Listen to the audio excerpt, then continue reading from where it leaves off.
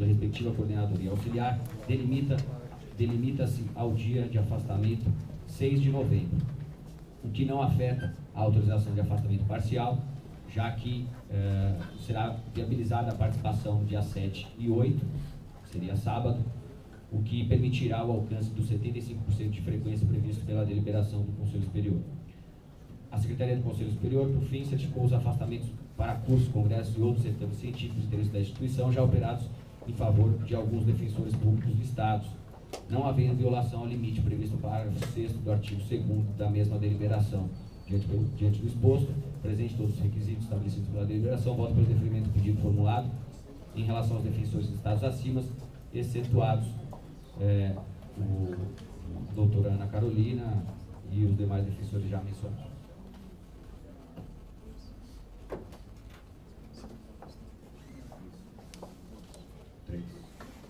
Por falta de documentação, nos modos do enunciado 4, então deixa de afastar a doutora Ana Carolina Oliveira Golfin Chuan, Débora Machado Cavalcante e Gustavo Siqueira Marques.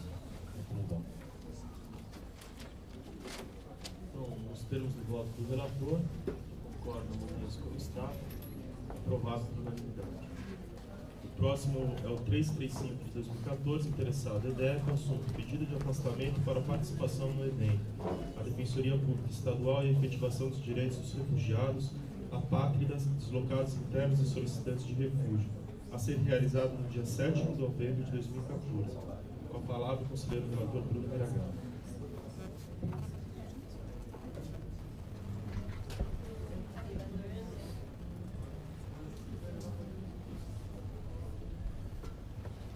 Senhor presidente, vou pedir só licença para fazer um resumo, não ficar extenso, um voto simples.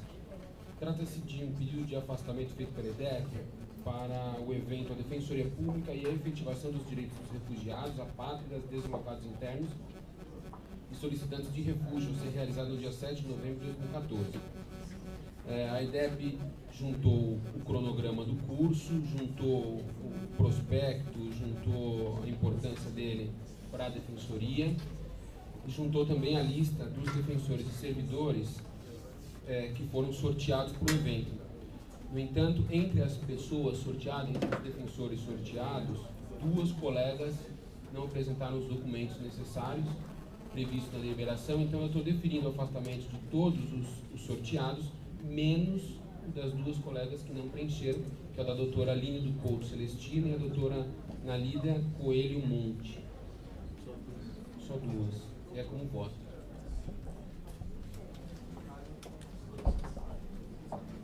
Então, nos termos do voto do relator, concordo, mantém-se como está, aprovado por unanimidade.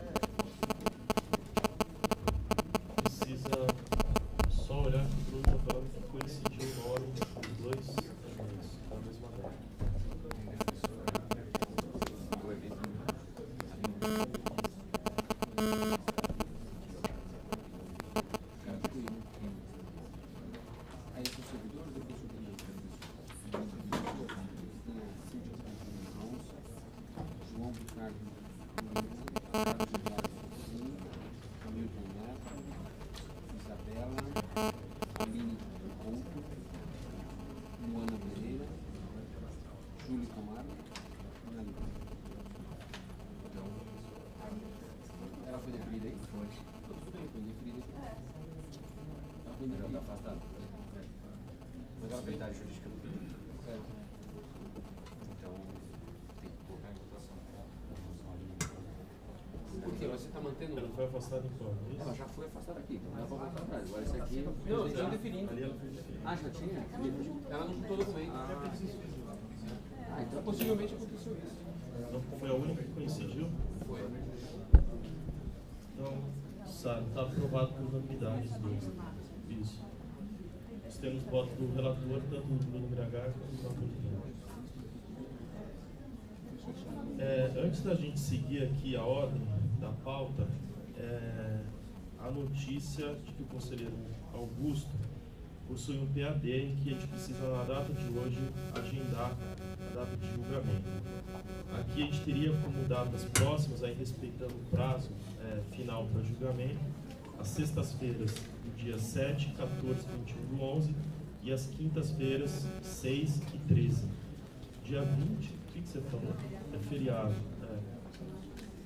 Então, eu ia sugerir aqui o dia 13 do 11, para que a gente então faça da mesma forma como os outros, na quinta-feira, e depois, para a gente não coincidir a mesma data da sessão do Conselho com a sessão do PAD.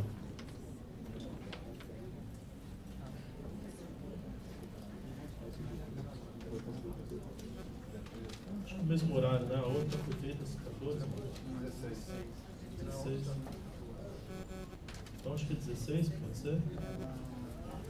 16 horas do dia 13?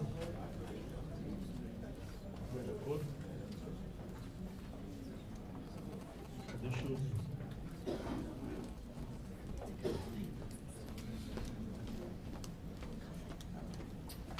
Bom, então fica agendado no dia 13 do 11, às 16 horas, sessão do PAD.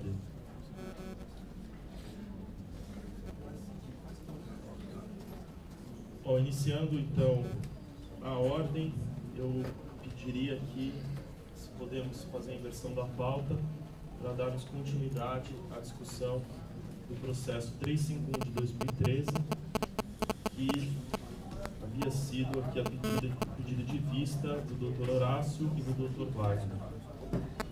Podemos inverter a pauta? Então, invertendo a pauta, eu passo... O Wagner pediu vista do voto?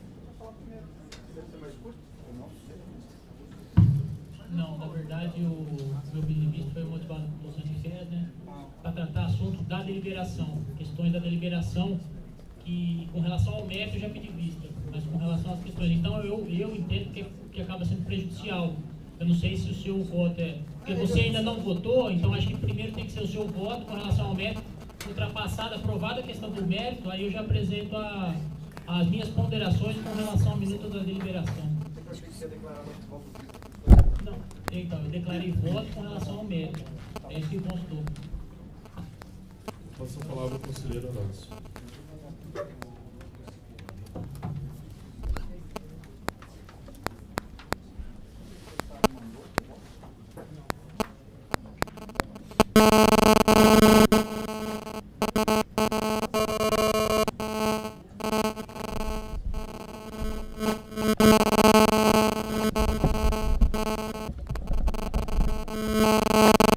Excelentíssimos conselheiros, trata-se de procedimento que visa alterar a deliberação do Conselho Superior número 10, datada do ano de 2006, que estabelece regras para a realização do concurso de ingresso na carreira de defensor público.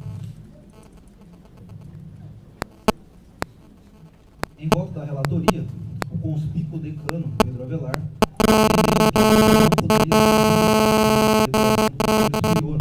não conhecido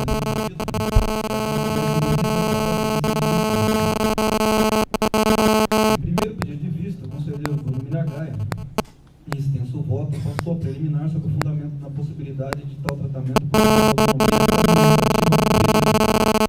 Constituição Federal da Defensoria Pública. Poderia se valer dos instrumentos demais normativos que tratam da matéria, inclusive da questão racial, e prever de forma administrativa tal procedimento.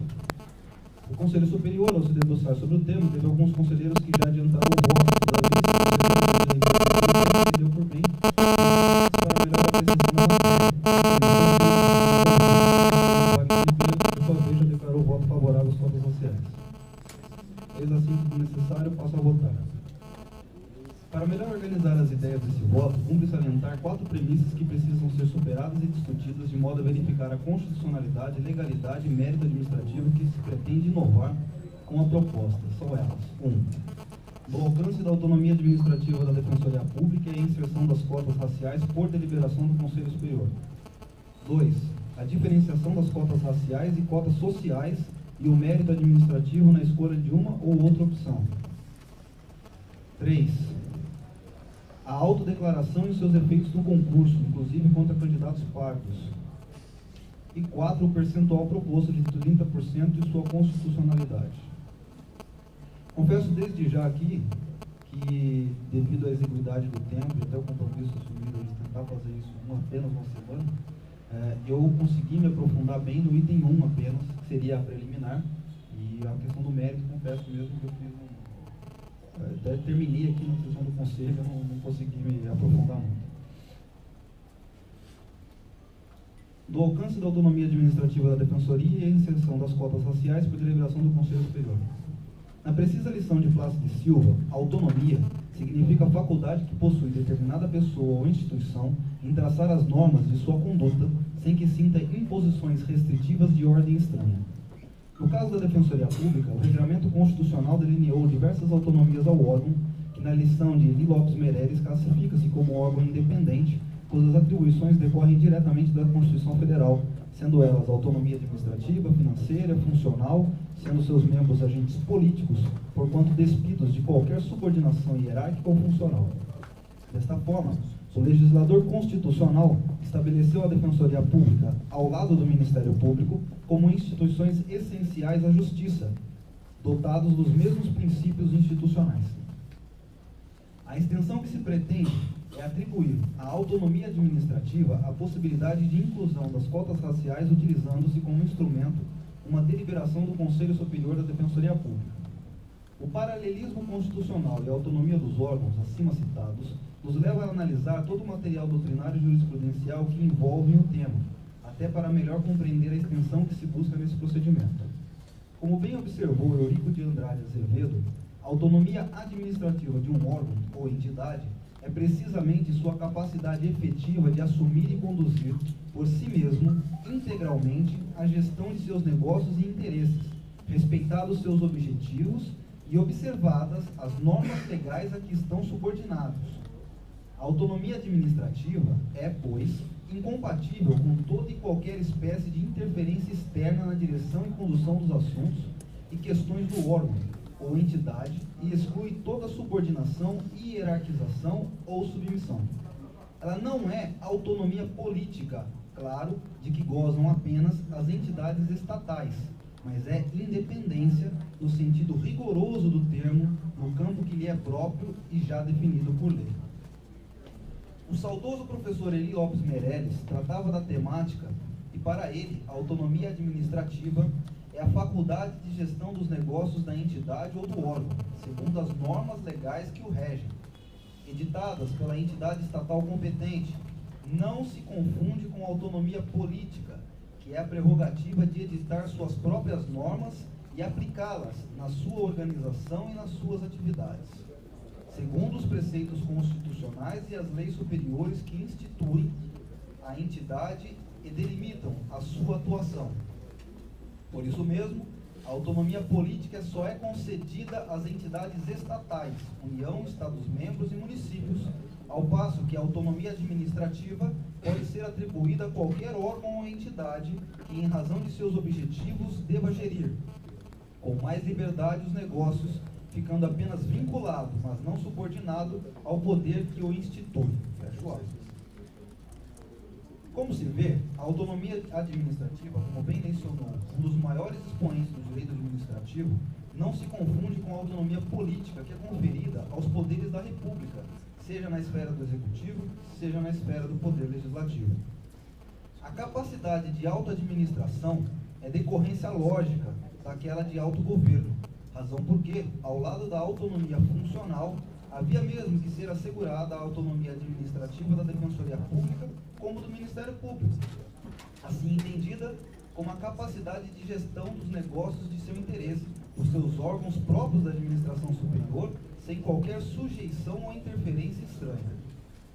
Os defensores públicos paulistas, Gustavo Reis, Daniel Sveibel e Gustavo Junqueira, ao tratar da autonomia administrativa em seu Comentários à Lei da Defensoria Pública, esclarece, na mesma linha acima narrada, que a tal autonomia gera o poder de organizar sua própria estrutura nos limites da respectiva lei orgânica, de forma a melhor alcançar os seus objetivos.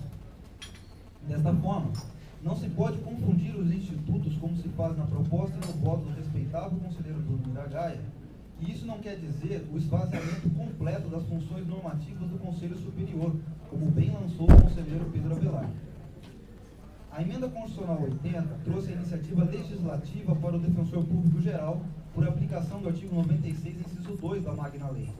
Pode, por exemplo, propor a criação e a extinção de cargos e a remuneração dos seus serviços auxiliares e dos juízos, na leitura do artigo 96, que lhes forem vinculados, bem como a fixação do subsídio de seus membros, inclusive de tribunais inferiores, onde houver. A linha B. A linha B do artigo 96, inciso 2. Essa autonomia gerencial que demonstra a separação entre a autorregulamentação interna e a questão onde a reserva política determina o respeito à independência de poderes, permite concluir que em questão como a regulamentação de gratificações, a natureza dessas verbas, questões remuneratórias, uma vez delineado por lei, pode ser aplicado e gerenciado internamente, por exemplo, ao passo que a inovação total não se mostra possível. E aqui, a vedação encontra outro óbice. O concurso público é regulado pela Constituição Federal, de modo que eventual decisão pode contrariar frontalmente o texto constitucional, bem como as normas legais que regem a matéria, como destacou em seu voto o nosso decano. Destaco ainda o seguinte trecho do nosso conselheiro Pedro Avelar.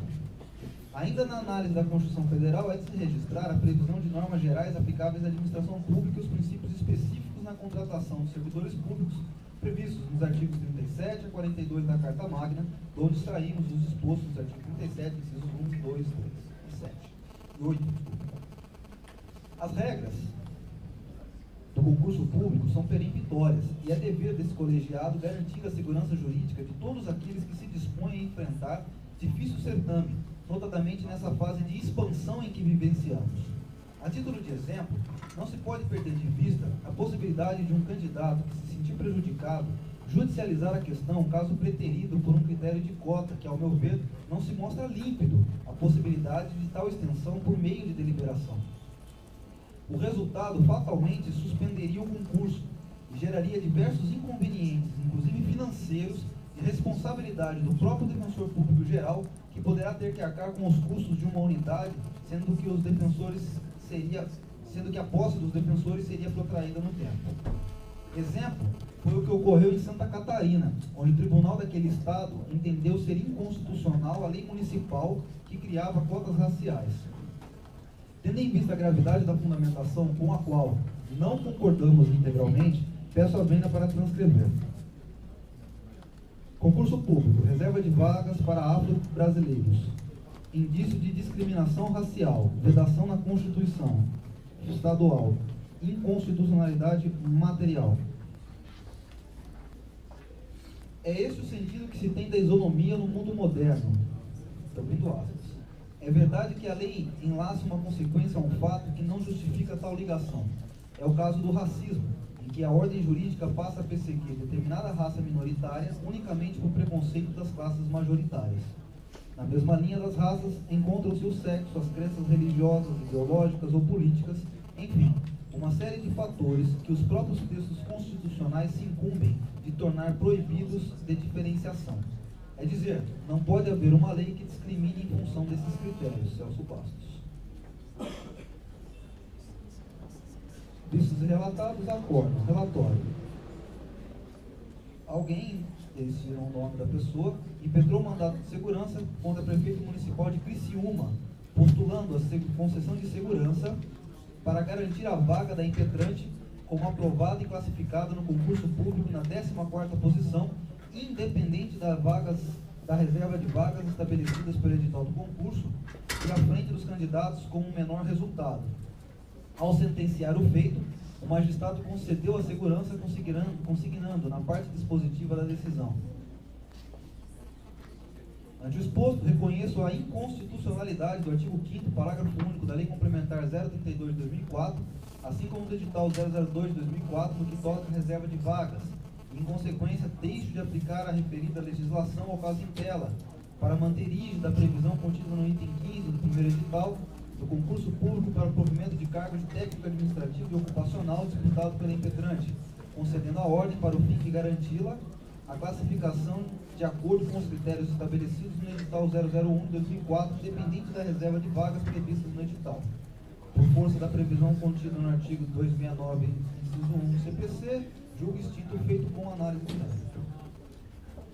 Inconformado com o teor da decisão, o município de Criciúma interpôs o presente recurso e afirma preliminar a ocorrência de decadência, haja visto o transcurso do prazo de 120 dias, e no mérito ratifica os argumentos expostos nas informações e requer a reforma da sentença. Adouta a Procuradoria-Geral de Justiça, em parecer da lavra do Dr. Francisco José Fabiano, pugnou pelo reconhecimento da decadência e, alternativamente, pela instauração de incidente de arguição de inconstitucionalidade do artigo 5º, seu parágrafo único da Lei Complementar Municipal 032/2004, perante o Tribunal Pleno. Submetida a julgamento, a terceira Câmara, por votação, suscitou o incidente de inconstitucionalidade perante esse tribunal. Voto. Colhe-se dos autos que a impetrante pretendeu, com o presente mandamos, garantir sua vaga como aprovada e classificada no concurso público em posição superior aos aprovados com nota inferior à sua, mesmo que sejam afro-brasileiros. Ao sentenciar o feito, o magistrado concedeu segurança e reconheceu a inconstitucionalidade do artigo 5º, parágrafo único da Lei Complementar já citada, no que toca à reserva de vagas e, consequência, deixou de aplicar a referida legislação ao caso interno. Assim, para que seja confirmada a sentença que concedeu a segurança, é necessário se faz a análise da constitucionalidade do artigo 5º caput do parágrafo único da Lei Complementar do município de Criciúma, que prevê a reserva de vaga para afro-brasileiros com a seguinte redação. Artigo 5º.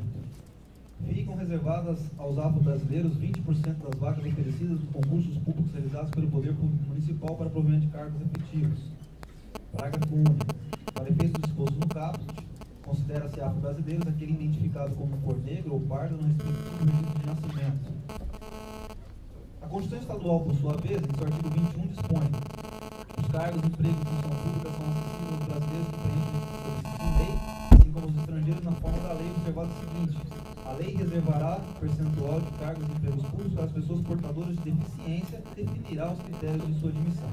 Ora, a Constituição, em momento algum, previu a reserva de vagas para descendentes de afro-brasileiros. Do outro lado, a Constituição Federal repudia atos de racismo, dispondo em seu artigo 3º e 19. Constitui objetivos fundamentais da República Federativa do Brasil promover o bem-estar de todos sem preconceitos de raça, cor, sexo, idade ou quaisquer outras formas de discriminação. É vedado à União, aos Estados, Distrito Federal e municípios criar distinções entre brasileiros ou preferências entre si. Continuo lendo o voto da sentença.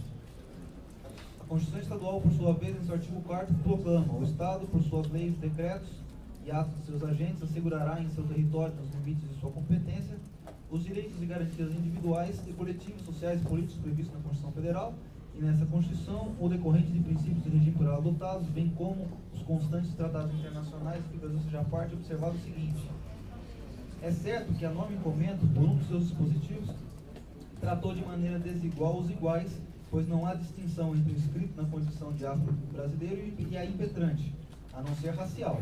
E assim sendo, encontra óbice na Constituição Estadual e Federal, seja quanto aos seus objetivos, seja quanto aos direitos e garantias individuais do cidadão brasileiro. Sobre a violação do princípio da isonomia, colhe-se da doutrina. A ideia de objetivos não pode ser confundida com a de fundamentos, muito embora, algumas vezes, isso possa ocorrer. Os fundamentos são inerentes ao Estado, fazem parte de sua estrutura.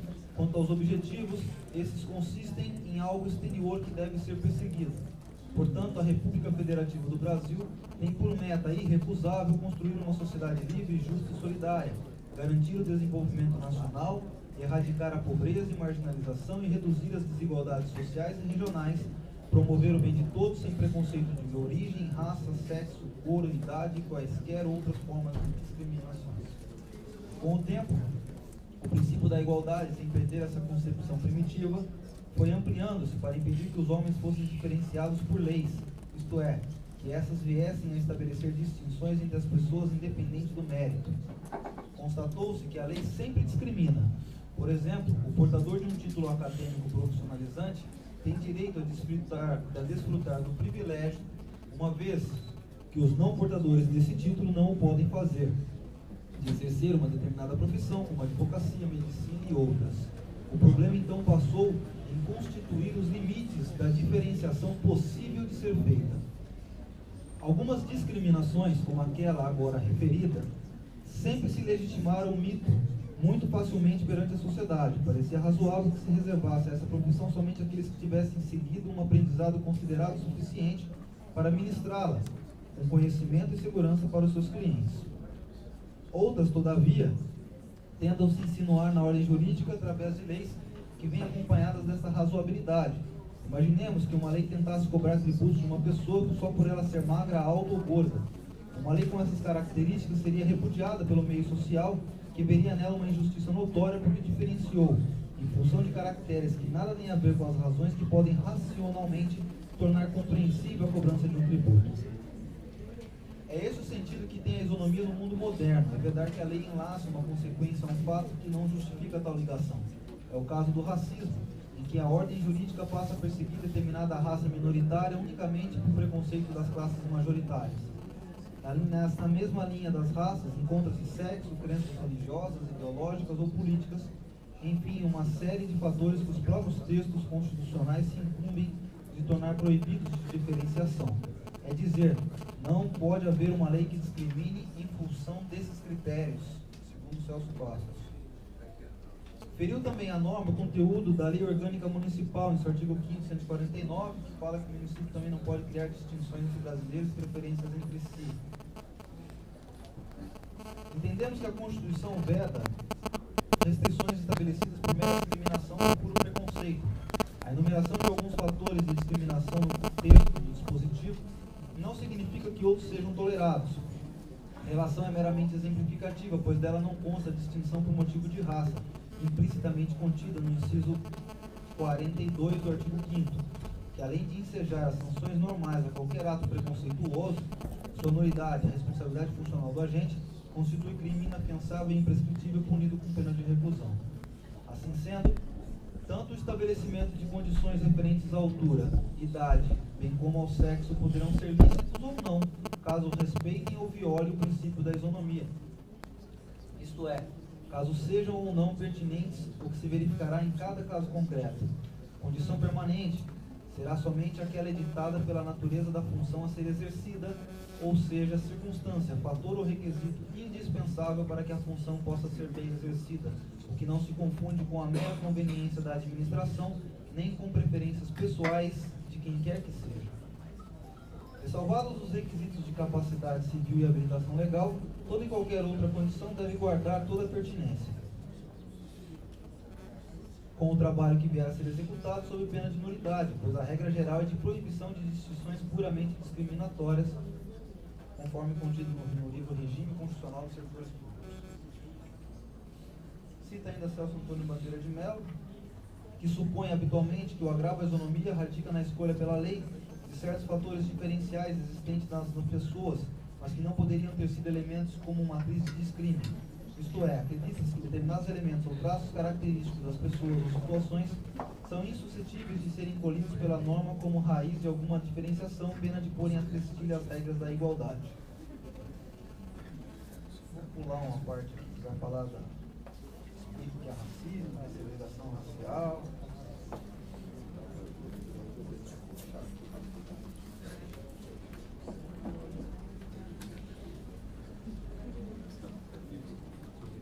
Mesmo que em caso não se esteja negando o acesso, mas sim facilitando, na medida em que se reserva vagas para descendentes afro-brasileiros, é inegável tratar-se de espécie de discriminação, haja vista a partir do pressuposto de que há distinção entre brancos e afrodescendentes. Ante o exposto, com fundamento nos argumentos expostos e precedentes, relacionados, julgo procedente o pedido e reconheço a inconstitucionalidade do artigo 5º caput, parágrafo único da Lei 03/2004, no município de Criciúma. Nos termos do voto relator, por votação unânime, julgaram procedente o pedido e declararam inconstitucional a Lei de Criciúma. O julgamento foi realizado no dia 1º de agosto de 2007. Luiz César Medeiros. eu trago toda essa questão porque, né, embora ele trate no mérito, na minha opinião, até ele esquece que seria uma ação afirmativa, e aí nesse mérito o tribunal foi extremamente radical aí, dissonante com o que vem trilhando, inclusive a jurisprudência do Supremo, mas eu mostro só a preocupação que isso poderia trazer, uma vez que, se eles declararem constitucional uma lei municipal, eu tenho muito mais receio se a gente fizesse isso por meio de deliberação do Conselho Superior. Não bastasse isso, é importante trazer à baila que, como representantes de uma democracia representativa, a Casa das Leis deste Estado já contempla uma proposta de origem do governador do Estado que submeteu àquele poder constitucional a missão de deliberar sobre esse assunto. Lembrando que, enquanto titulares da autonomia política, a Assembleia Legislativa, no projeto de lei complementar, que tem o número 01/2003, trata específica e diretamente da questão dos afrodescendentes e o sistema de pontuação acrescida para fins de realização de concurso público para provimento do cargo de defensor público. O mesmo chefe do Executivo, como bem alertou o nosso decano, vetou toda a previsão contida na Lei 988 e mandou o projeto substitutivo, tratando de forma diferente ao que hoje tenta se criar no âmbito de normativa interna. Segundo o projeto, não se teria as cotas, como se pretende, mas sim um sistema de pontuação diferenciada. Vejamos o projeto de lei complementar. Artigo 1º. Fica instituído para fins de realização de concurso público destinado ao provimento de cargo de defensor público do Estado, o sistema de pontuação acrescida para afrodescendentes, observadas as diretrizes já estabelecidas pelos decretos números 48.328, de 15 de dezembro de 2003, e 49.602, de 13 de maio de 2005. Artigo 2º. O sistema de pontuação acrescida atenderá ao princípio do mérito individual e importa no acréscimo de pontos a nota final obtida em concurso público pelo candidato que se declare afrodescendente. Para efeito desta lei complementar, considera-se afrodescendente aquele que se autodeclarar pertencente à raça ou etnia negra. Parágrafo 1º. Os critérios de definição de etnia atenderão à classificação adotada pelo IBGE. Parágrafo 2º. Os dados decorrentes da autodeclaração integrarão os registros cadastrais do indivíduo. Parágrafo 3º. A informação falsa acarretará sanções administrativas previstas na legislação administrativa, civil e penal. E parágrafo 4º. Em qualquer hipótese serão assegurados o contraditório e a ampla defesa.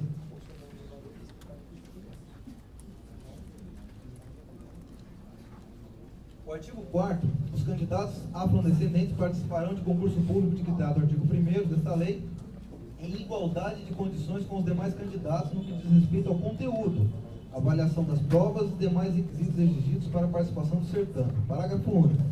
O candidato que atender aos requisitos previstos no artigo 3º desta lei complementar fará jus à pontuação máxima estabelecida no respectivo edital para fins de cômputo de títulos.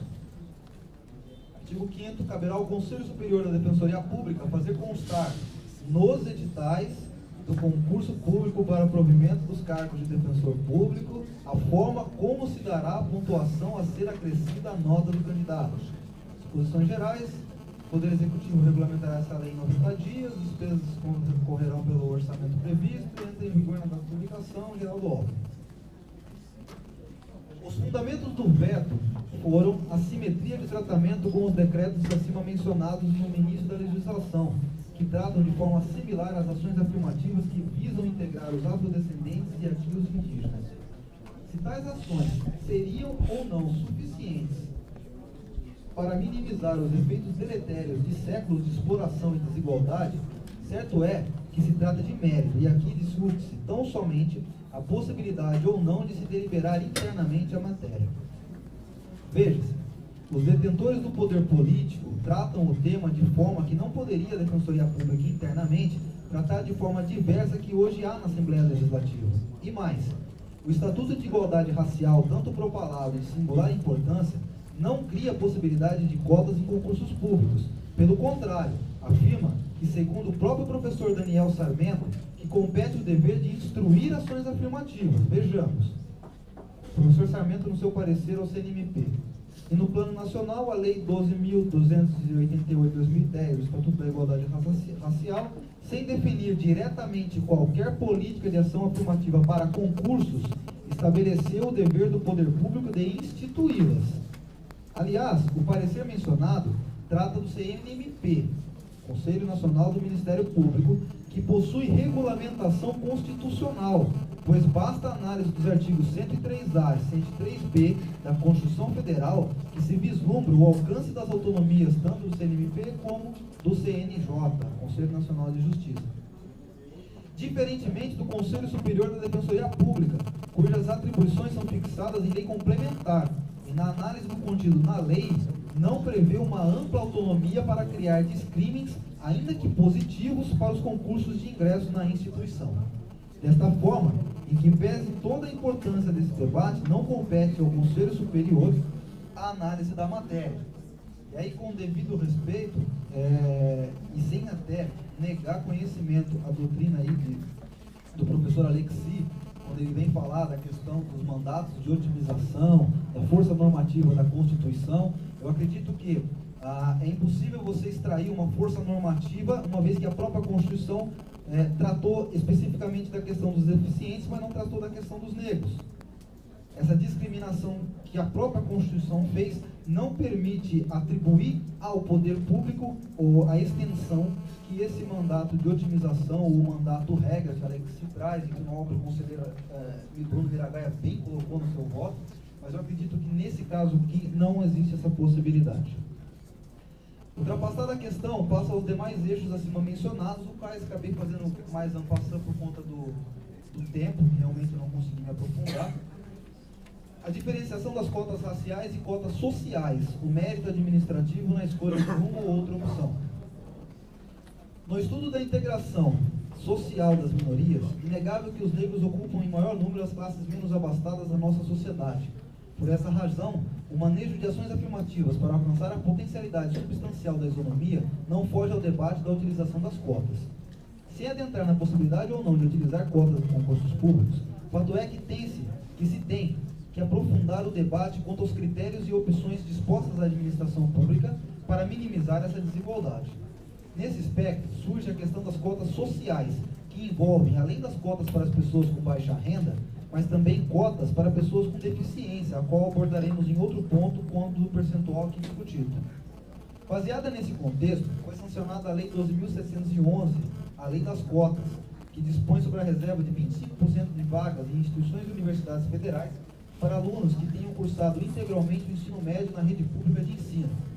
Desse percentual, 50% é destinado a estudantes de famílias com baixa renda, igual ou inferior a um salário mínimo e meio per capita.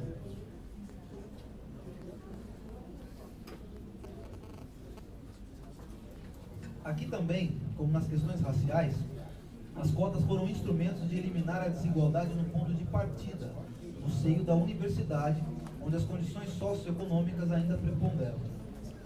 Desta forma, para análise de conveniência e oportunidade, necessário se faz um estudo mais acurado sobre qual o melhor método que poderia ser adotado na Defensoria Pública, em que pese a importância, no parco espaço de tempo que este conselheiro teve para se debruçar sobre as questões, aliada à escusa não absolutória, mas que se mostrou inafastável de conciliar os trabalhos do Conselho Superior com as atribuições ordinárias, não foi possível uma detida e profunda análise com o rigor que o tema merece. Por essa razão, neste ponto, voto pela organização de uma audiência pública com expoentes capacitados de organismos da sociedade civil, da academia, mas que possam trazer maiores elementos à justificação da utilização de um ou outro critério. Lembrando que a oxigenação e a diversidade de pensamentos é salutar e merece ser prestigiada. Portanto, nesse ponto, voto pela conversão em diligência como meio de melhor subsidiar os conselheiros nessa temática. A autodeclaração e os seus efeitos no concurso, inclusive contra candidatos pardos. Aqui até chama atenção uma fala do Frei no momento aberto, que ele falou bastante da questão da autodeclaração. E aqui é outra preocupação que eu tenho também, que vale o mesmo raciocínio. Existem diversos diplomas legais tratando da forma como se dará o controle dos candidatos declarados pardos, e aqui não se trata de discutir a miscigenação que prepondera em nosso país, se se negros, brancos, pardos, mamelucos, cafusos ou qualquer etnia que seja. A questão que melhor merece ser apurada é saber como se dará o controle, em que fase do concurso se será realizada essa constatação, quais os meios de prova, quais os meios de impugnação. São questões que refletem a própria segurança jurídica do concurso. Imagine se o candidato que restar preterido por um candidato das cotas, que ao final será desclassificado por não estar configurada a questão racial, na qual se inscreveu originariamente. A gente teria dois problemas. Primeiro, alguém que deveria estar e que não está. E segundo, alguém que poderia ter entrado porque a cota foi minimizada e não entrou. Então aqui a gente gera uma dupla desigualdade, inclusive para quem concorre com relação às cotas.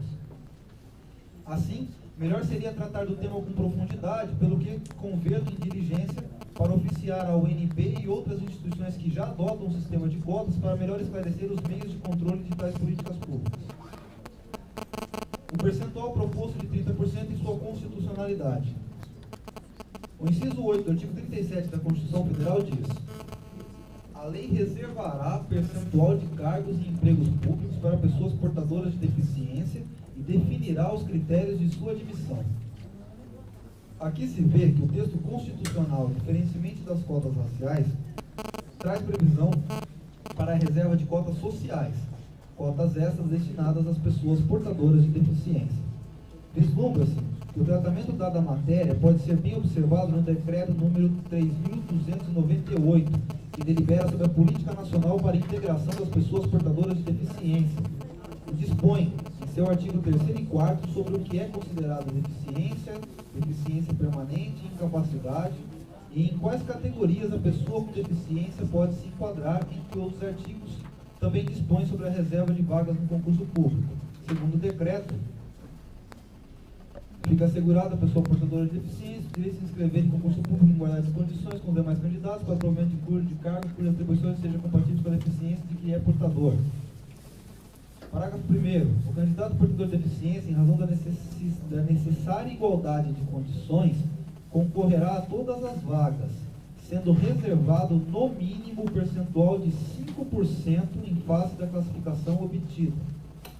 Artigo 39. Os editais de concurso público deverão conter o número de vagas, atribuições, previsão de adaptação das provas e exigência de apresentação pelo candidato, uma descrição do laudo médico, grau de nível de deficiência, expressa referência do código do número da CID, etc. Artigo 41. Pessoa portadora, resguardar as condições especiais, participar do concurso em igualdade de condições com os demais candidatos. Quanto ao conteúdo, quanto à avaliação dos critérios, quanto ao horário, apresentação, nota mínima exigida para todos os demais candidatos. A lei reserva um percentual de vagas para deficientes, exceto quando o cargo ou emprego público exija aptidão plena do candidato. Ora, com a devida vênia, há um dever constitucional e uma garantia constitucional aos portadores de deficiência que lhe garantem uma reserva mínima para cargos e empregos públicos, que na regulamentação ficou fixada em 5%.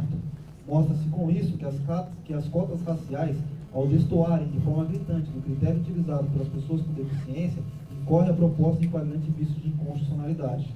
Pelo que, em caso da adoção das cotas, deve-se manter a simetria com o tratamento já acolhido das cotas sociais para as pessoas com deficiência, fixando-se em percentual não dissonante aos 5% ou os critérios que são utilizados já pela Defensoria Pública com relação ao percentual. Esse é o mesmo raciocínio que o CNMP tem adotado nos conselheiros que já se adiantaram favoravelmente à questão das cotas, falaram que a questão das cotas deve respeitar também a questão do percentual das pessoas com deficiência, e no caso de lá, acho que era de 10%. Pelo que, em caso de adoção das cotas, deve-se manter a simetria com o tratamento já acolhido com as cotas sociais para pessoas com deficiência, fixando-se em percentual não dissonante aos que já fixados. Posto isso, voto pelo não conhecimento da proposta, acompanhando o nobre declano, e no mérito, eventualmente ultrapassada a questão preliminar, pela conversão em diligência para audiência pública para melhor aprofundar o debate da conveniência e oportunidade em adotar a cota social ou cota racial, da conversão em diligência para oficiar ao UNB e demais instituições que já adotam o sistema de cotas para que informe os mecanismos de controle da autodeclaração e, por fim, sem prejuízo, a mantença da simetria da cota racial com a cota para pessoas com deficiência é como voto. Obrigado, Horácio. Passar a palavra para o Wagner, que também tinha feito Por favor, pedir respeito e não ter manifestação na plateia, por favor. Claro que a injúria constitui ato contínuo, tá? E a gente gostaria de respeito aqui dentro também, porque as propalar esse tipo de condição, a gente sempre defende a não utilização do direito penal para reprimir a sociedade civil, a gente da mesma forma espera a sociedade civil respeito às decisões do colegiado. Desde que ele represente a sociedade, chamando nós de estranho. Por favor. Senão a gente vai ter que suspender, a sessão. Eu vou preparar a volta também. Vou passar a primeira palavra ao Wagner, que já fez o pedido de vista. Como eu já havia adiantado, o meu pedido de vista é exclusivamente com relação à questão da regulamentação. E eu acho que tem que ser discutido antes disso, que é preliminar, é a questão do mérito, da autonomia da Defensoria Pública em instituir ou não as cotas. É por isso que eu me reservo de, caso entendam assim também, para apresentar esse pedido logo após o resultado do mérito. Por quê? Porque se por acaso não for aprovado, isso aqui fica prejudicado. Então, no caso, eu posso falar, então acho que é o caso do... Se alguém... Não sei se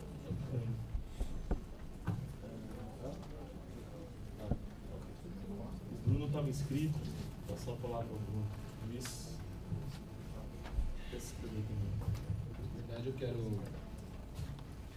Só na ordem que você está falando sobre, eu gostaria que constasse em ata ocorrido há pouco. Eu gostaria que constasse em ata escrito. Você constasse na ata do conselho. O ocorrido deve constar em ata. Então, está constando.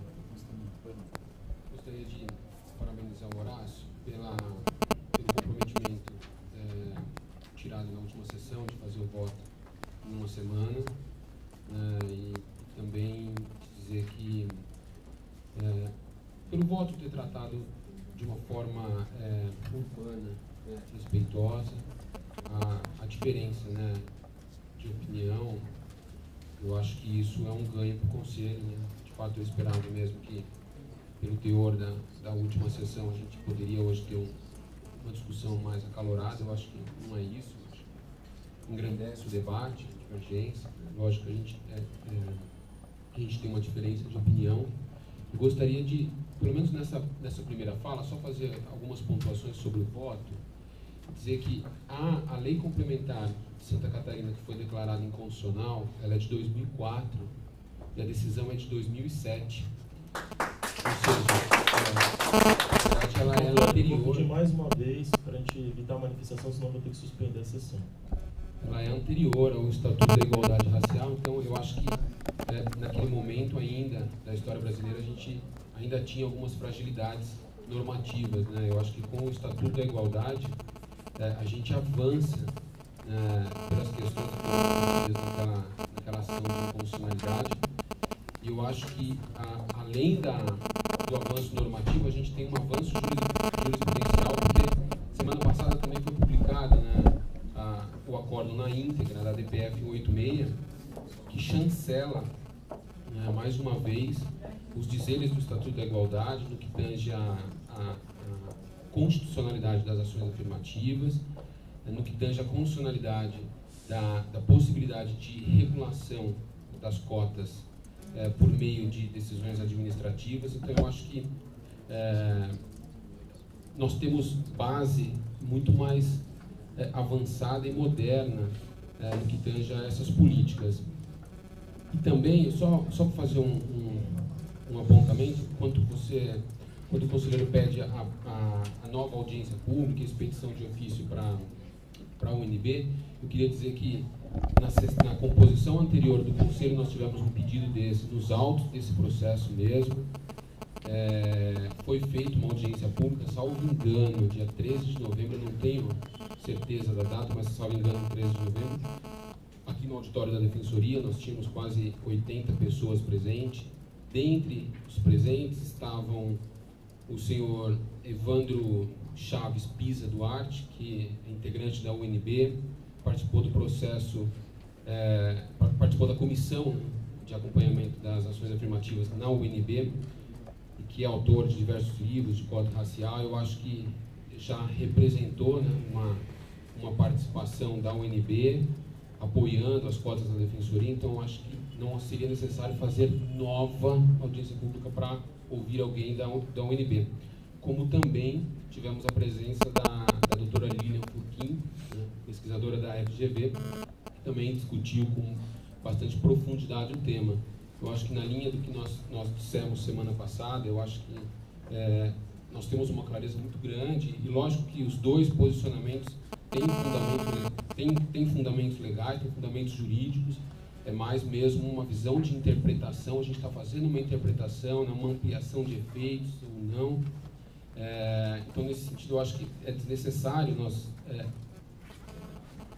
postergarmos para uma audiência pública, para ouvir representantes da UNB ou falarmos sobre cota socio-racial, porque nós já avançamos isso não só no país, mas na Defensoria também.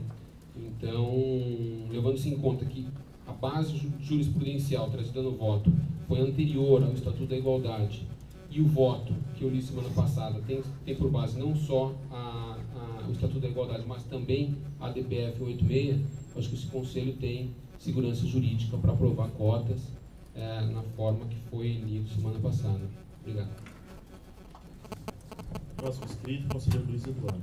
Presidente, eu vou fazer a leitura do voto, mas antes de ler especificamente, só vou dirigir ao conselheiro Bruno dois aspectos. Primeiro, que esse conselho colegiado atual tem 6 meses de conselho. Tanto eu quanto o conselheiro Horácio, o conselheiro Alexandre e alguns outros aqui nem faziam parte da composição anterior. Então, essa discussão anterior acho que ela é válida, não a desmereço, mas eu acho que da forma como a discussão foi posta, ela deu uma severidade que quase proibiu a análise do mérito de todos os conselheiros. Durante a semana eu tive que pedir para que a sala me encaminhasse a cópia do processo inteiro. Eu deixei de fazer, talvez, parte da minha atribuição cotidiana, para me dedicar à leitura do que tinha nos autos, a pesquisar o que tinha sido decidido sobre tudo. Então não é tão simples quanto se parece. Não está tão assim, até a própria gestão tem essa mácula da novidade e carrega consigo isso. E a gente até nas nossas conversas aqui, nossos debates, carregamos isso. Olha, eu sei que está começando, eu sei que vocês estão iniciando o trabalho, será que dá para ver isso, será que dá para ver aquilo? Eu sei que é uma demanda que problema há anos, eu sei disso, todos nós sabemos. Mas esses anos não foram impostos aos conselheiros. Né? Infelizmente, não estava nas minhas costas há 500 anos a decisão disso ou não. Então, acho que, nunca desmereceu o que falou, mas talvez essa questão não é bem por aí. E a DPF mencionada não diz respeito a cotas e recursos sociais. Diz respeito a cotas em universidade, para ingresso em universidade. São temáticas parecidas, talvez não semelhantes, talvez até concordem. Ao final dele eu nem estou dizendo o contrário disso. Estou dizendo que isso são argumentos parecidos, são semelhanças, casos analógicos, mas não idênticos. Feita essa análise, eu vou passar a leitura do meu voto, se permitir. Eu tento ser breve, não é tão curto, mas eu vou, o que puder, pular e assim segue. Trata-se de proposta de alteração da Legislação 10 de 2006 do CSDP, que estabelece regras para a realização do concurso de ingresso na carreira de defensor público. Após a leitura do voto do ilustre e respeitável relator Dr. Pedro Antônio de Avelar, foi pedido vista dos autos pelo igualmente respeitável Dr. Bruno Ricardo Miragaia Souza. O voto do relator não conhecia do pedido, por entender, em suma, que foge da competência desse Conselho Superior implementar via deliberação a mencionada política de cotas em um cenário de ações afirmativas. O conselheiro Bruno, no dia 22 de outubro de 2014, proferiu a leitura do seu extenso e qualificado voto, o qual, a este conselheiro, foi distribuído apenas e tão somente no ato da leitura. Em seu conteúdo, o primeiro voto vista superou a preliminar apresentada pelo relator, adentrou ao mérito e ainda sugeriu uma proposta de deliberação para aprovação imediata do sistema de cotas nos concursos da Defensoria Pública. Extrapola em alguns aspectos até mesmo o que foi solicitado pelos proponentes. Vocês mesmos reconhecem. Sem a leitura detida e que as reflexões fossem possíveis, com a calma e a tranquilidade que norteiam a tomada de uma séria e determinante decisão para o futuro de uma instituição, entendi naquele momento que o debate deveria ser prorrogado. Para minha surpresa, conforme a publicação do Diário Oficial de 24 de outubro de 2014, houve antecipação de votos dos conselheiros Bruno Dias Napolitano, Luiz Gustavo Fontanete Alves da Silva, Augusto Guilherme Amorim Santos Barbosa, Wagner Ribeiro Oliveira e Cátia Beja Romero, que acompanhavam o voto do conselheiro Bruno Ricardo Miragaia Souza, CSDP 351/2013, sem contar também com a manifestação do voto favorável do defensor público geral. Ao final, a votação não foi encerrada, todo votou, mas, como eu disse, a manifestação favorável não votou. Ao final, o voto. Suprimo. Ao final, a votação não foi encerrada por um pedido individual de vista do conselheiro Horácio Xavier Franco Neto, o qual foi seguido pelo conselheiro Wagner Ribeiro de Oliveira, que já tinha antecipado seu voto. O jeito de votar é individual de cada conselheiro e o alinhamento político de cada um é notável. O voto do conselheiro Bruno Miragaia, pela inovação que apresentou, superando a preliminar apresentada,